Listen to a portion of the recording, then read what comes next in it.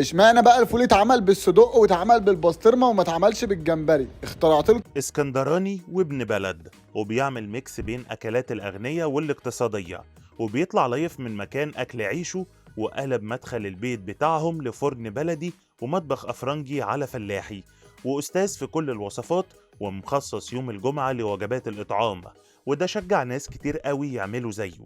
حكاية الشيف عمة، إزاي اتشهر، وإيه قصة الفول بالجمبري، وهل عنده مطعم بتاعه، وإزاي بيعمل إطعام كل أسبوع، وإيه علاقته بقناة صدى البلد. كواليس كتير هنعرفها في الفيديو ده.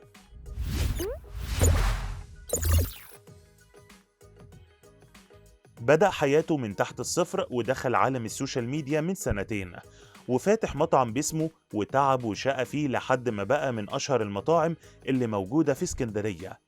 كلامنا هنا عن الشيف عمة، واللي أول ما تسمع اسمه تفتكره الراجل كبير في السن، لكن هو شاب لسه في العشرينيات من عمره، وشق طريقه بنفسه لحد ما وصل للي هو عايزه. الشيف ما بيحبش الدلع، واشتغل من صغره، وبيعشق يعمل الوصفات بتاعة مامته وجدته، واللي واخدهم قدوة، وبيحب يكون نفسهم موجود دايما في أكله وأفكاره. فتح مطعم سمك اسمه عمة، وبيعمل اختراعات عنده هو وبس، وبينافس بهيج على الأكل البيتي واللي فيه ريحة ست وستك من كتر ما هو بيتعمل بنفس طريقة وصفات زمان.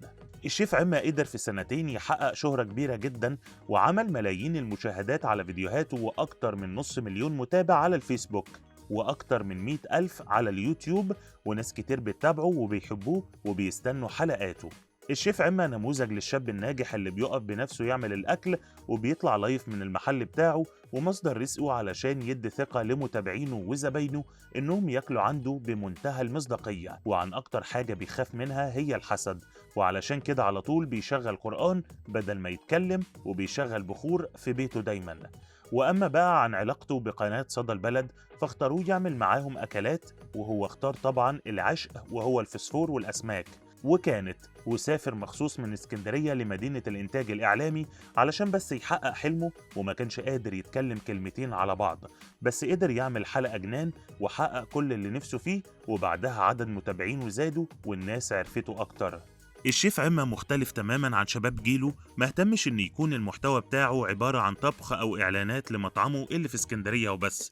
بالعكس، بيطلع من قلب مدخل بيته وبيعمل وجبات اطعام وافكار للناس الغلابة بمنتهى البساطة، وناس كتير بتشجعه لدرجة انهم بيطلبوا منه ارقامه علشان يشاركوا في الثواب اللي بيعمله. بيعمل كميات كبيرة جدا، وبالذات يوم الجمعة بيحس ان الثواب الضعف فيه، وبيعمل اطعام ووجبات كتير جدا، وكل مرة مختلفة عن المرة التانية، وبيطبخ بحب كأنه بيطبخ لنفسه وأهل بيته، لدرجة إنه عمل إطعام كامل عبارة عن رز وجمبري وسمك للناس الغلابة، وحطهم في علب ومعاهم سلطة وطحينة، كأن الشخص اللي هياخد منه قعد وأكل في مطعم. اللي ما تعرفوش عن الشيف عمة، فهو مصمم بيته ميكس بين البيوت الفلاحي والطراز المغربي على السوري. هو ميكس مش مفهوم شوية، وعامل فيه ديكورات تحفة، وعامل مخبز فلاحي، وعامله ميكس بين الأدوات المودرن والأجهزة الجديدة والأفران القديمة اللي بتطلع المخبوزات على أصولها.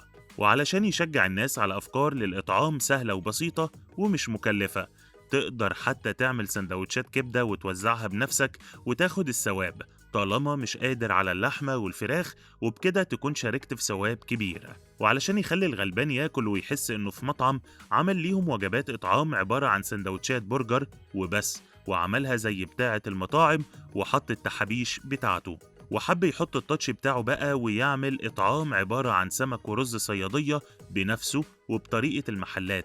ما هو صاحب مطعم فسفور، يعني الغلبان كأنه أكل في مطعم بالظبط، بس ببلاش ومن غير فلوس، ووزعها يوم الجمعة برضه. وأما بقى عن اختراعاته اللي ملهاش مثيل، فعمل فكرة جديدة وسماها فول بالجمبري، يعني أكلة عبارة عن ميكس بين الفقير والغني، واختراع حكاية كأنها مكرونة بالجمبري، والكل انبهر بالفكرة. وفي طبعا اللي ما عجبتهوش، وقال اللي يخليني احط الجمبري في الفول احطه في حاجة احلى واستمتع بيه.